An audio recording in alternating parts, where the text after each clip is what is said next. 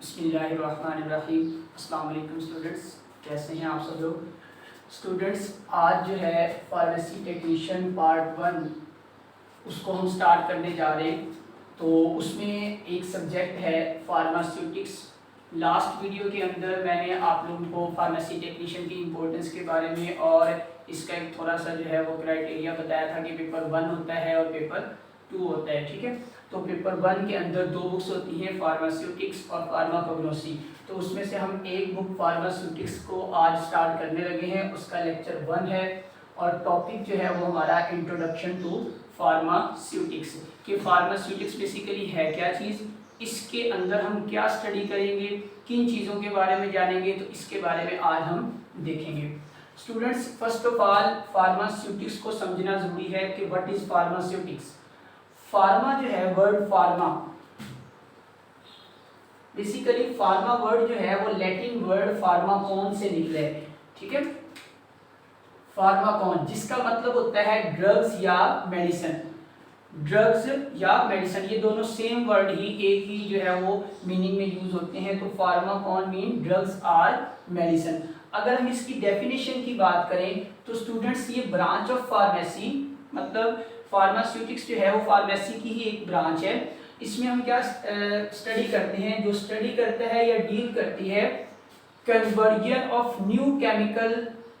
What is new chemical, यहाँ पे एक बात समझने वाली है स्टूडेंट्स कि आप देखें ड्रग्स या मेडिसिन हम किस लिए यूज करते हैं। ड्रग्स या मेडिसिन हम इसलिए यूज करते हैं ताकि हमारे अंदर कोई डिजीज हो या किसी पर्सन में कोई डिजीज हो तो वो मेडिसिन यूज करे और उस डिजीज से उसको छुटकारा मिल जाए। अब बेसिकली होता क्या है कि ये जो न्यू केमिकल सब्सटेंस है ये आप प्लांट से भी हासिल कर सकते हो, एनिमल से भी हासिल कर सकते हो, माइक्रो ऑर्गेनिज्म से भी हासिल कर सकते हो, उसके अलावा लेबोरेटरी में भी तैयार कर सकते हो। इसके हम बारे में हम आगे मजीद पढ़ेंगे। तो अभी समझने वाली बात ये है कि फार्मास्यूटिक्स के अंदर हमने कन्वर्जन पढ़नी है किसकी, न्यू केमिकल सब्सटेंस की, to proper dosage form, to proper dosage form. और what is proper dosage form, तो स्टूडेंट्स याद रखो, फॉर एग्जांपल एक प्लांट है, उसके लीव्स के अंदर एक्टिव इंग्रेडिएंट्स प्रेजेंट है। व्हाट इज एक्टिव इंग्रेडिएंट्स, तो एक्टिव इंग्रेडिएंट्स वो इंग्रेडिएंट्स होते हैं जो रिलेटेड डिजीज को खत्म करने के लिए इस्तेमाल होते हैं। अब आप उन लीव्स को यूज करोगे तो उसमें बहुत ज्यादा जो है वो रॉ मटेरियल भी है, इम्प्योर जो है वो सब्सटेंसेस भी हैं। तो अगर आप उन लीव्स में से उस एक्टिव इंग्रेडिएंट को निकाल के टैबलेट बनाते हो या कैप्सूल की फॉर्म में बनाते हो या उसको इंजेक्शन की फॉर्म में बनाते हो तो उसको कहते हैं डोजेज फॉर्म। कि फॉर एग्जांपल 50 ml की 50 mg की बनानी है, 100 mg की बनानी है, तो वो जो है उसको कहते हैं टैबलेट डोजेज फॉर्म। तो स्टूडेंट्स, फार्मास्यूटिक्स के बारे में आप लोग दोबारा फिर मैं रिपीट कर देता हूँ कि ये फार्मेसी की ऐसी ब्रांच है जिसमें आप लोग क्या स्टडी करते हो कि आपने न्यू केमिकल सब्सटेंस को प्रॉपर डोजेज फॉर्म में कैसे कन्वर्ट करना है। उसके बाद यहाँ पे दो और टर्म्स यूज हैं इंट्रोडक्शन के अंदर ही, फार्मासिस्ट और फार्मेसी टेक्नीशियन। स्टूडेंट्स, अगर आप फार्मेसी की फील्ड में आना चाह रहे हैं या फार्मेसी की फील्ड से बिलोंग करते हैं तो आप लोगों को इस बात का पता होना बहुत ज़रूरी है कि फार्मासिस्ट क्या होता है और फार्मेसी टेक्नीशियन क्या होता है। दोनों में एक कंप्लीट डिफरेंस है, तो मैं यहाँ पे आप लोगों को बताऊंगा कि इसमें डिफरेंस क्या है। स्टूडेंट्स याद रखो, जो फार्मासिस्ट होता है a person that holds form D, ऐसा पर्सन, ऐसा स्टूडेंट, ऐसा कैंडिडेट जिसने डॉक्टर ऑफ फार्मेसी का जो है वो कोर्स किया हो। डॉक्टर ऑफ फार्मेसी हम उसको फॉर्म डी भी कहते हैं। अब क्वेश्चन इज दैट कि सर ये कौन से जो है वो मैट्रिक के बाद होता है या एफएससी के बाद, तो स्टूडेंट्स ये आप लोगों ने याद रखना है, ये आफ्टर एफएससी। एफएससी के बाद जो है ये कोर्स होता है और ये प्रोफेशनल डिग्री है, 5 ईयर डिग्री है, मुख्तलिफ यूनिवर्सिटीज़ करवाती हैं। और ये कहाँ से होना चाहिए, from registered institute of Pakistan pharmacy council.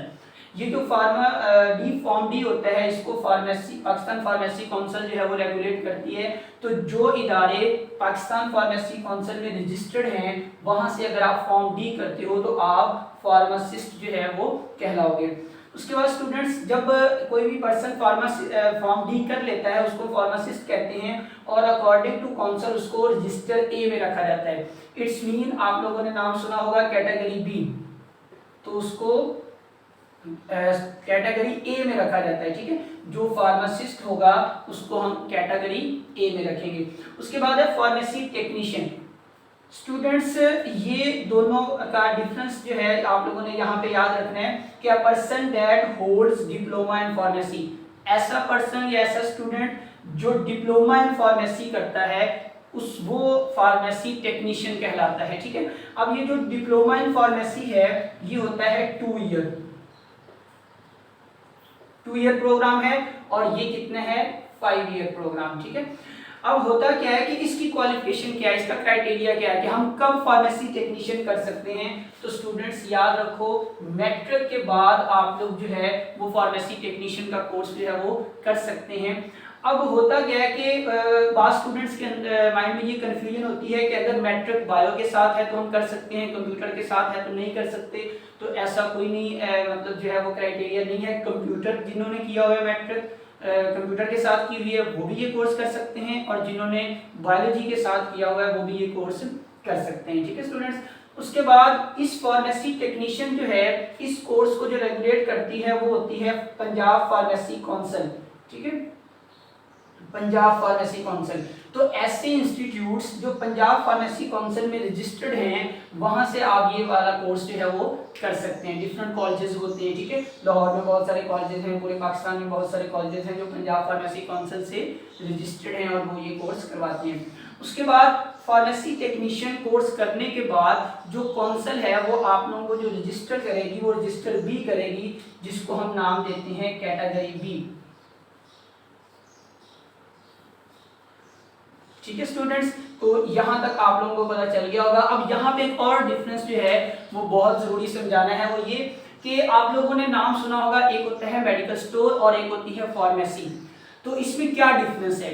तो स्टूडेंट्स याद रखो जो फार्मासिस्ट होता है उसके पास कैटेगरी ए होती है, वो अपनी कैटेगरी ए को इस्तेमाल करके उस पर लाइसेंस लेके फार्मेसी जो है वो बना सकता है और वहाँ पे प्रेस्क्रिप्शन वगैरह कर सकता है, जो है वो मेडिसिन की प्रेस्क्रिप्शन कर सकता है, फार्मुलेशन कर सकता है। और जो फार्मेसी टेक्नीशियन होता है वो फार्मेसी जो है वो नहीं, उसको अलाउ नहीं होती, उसको मेडिकल स्टोर जो है वो अलाउ होता है कि मेडिकल स्टोर जो है वो अपना बना सकता है और वहाँ पे अपना काम कर सकता है। अब उसमें होगा क्या कि वो खुद से प्रेस्क्राइब नहीं करेगा बल्कि जो प्रिस्क्रिप्शन है उसके मुताबिक जो है वो मेडिसिन देगा। लेकिन फार्मासिस्ट जो होता है कैटेगरी ए वाला वो खुद जो है वो प्रेस्क्राइब करके मेडिसिन जो है वो दे सकता है। तो ये आप लोगों ने चीजें याद रखनी है।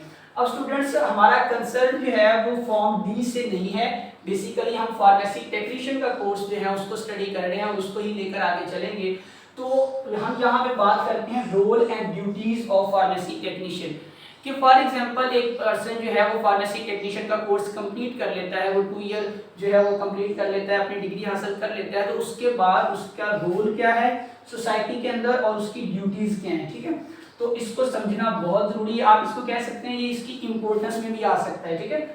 तो पहला ये है work as a health care worker. Health care worker के तौर पर भी ये जो है पर्सन वर्क कर सकता है किसमें, supervision of, under the supervision of licence pharmacist.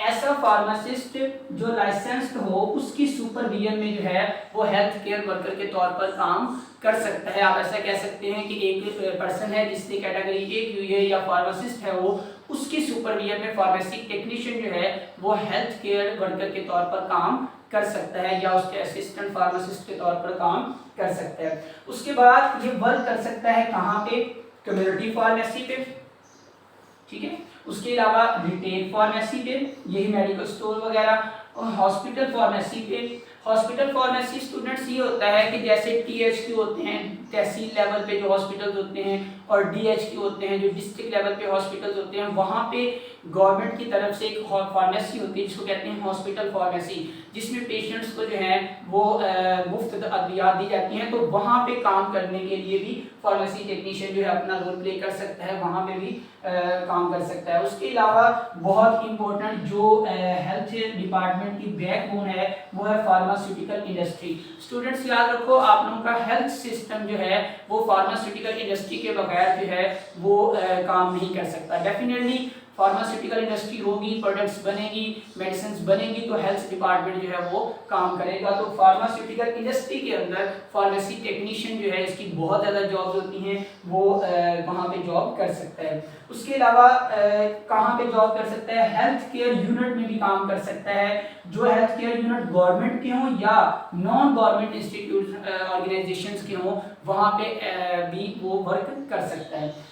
उसके अलावा स्टूडेंट्स एडमिनिस्ट्रेटिव ड्यूटीज़ भी ये परफॉर्म कर सकता है, किसी हॉस्पिटल के अंदर या किसी जो है वो फार्मेसी पे, मेडिकल स्टोर पे एडमिनिस्ट्रेटिव ड्यूटीज़ भी परफॉर्म कर सकता है। तो आज के लेक्चर के अंदर मैंने आप लोगों को फार्मास्यूटिक्स के बारे में बताया, उसकी डेफिनेशन, फार्मासिस्ट और फार्मेसी टेक्नीशियन के बारे में बताया, उसके अलावा role and duties of pharmacy technician के बारे में बताया। इंशाल्लाह ये हमारा फर्स्ट लेक्चर है। उसके बाद डेली जो है आप लोगों को इससे आगे नेक्स्ट जो है वो लेक्चर्स मिलते रहेंगे। फार्मेसी टेक्नीशियन की तैयारी के लिए आप लोगों के पास बहुत अच्छा प्लेटफॉर्म है, इसको जो है वो आप गेन करें और फार्मेसी टेक्नीशियन की तैयारी करें। इसमें बहुत ज़्यादा इंपॉर्टेंस है, मेडिकल फील्ड में बहुत ज़्यादा इसकी जो है वो अफादियत है। ओके स्टूडेंट्स, अल्लाह हाफिज़। बाकी जो बुक्स हैं biochemistry, microbiology, anatomy and physiology और फार्माकोग्नोसी, उसकी भी इंशाल्लाह जो है वो एक वीडियोस की सीरीज़ जो है वो आप लोगों के सामने आ जाएंगे। अपना ख्याल रखें, अल्लाह हाफिज़।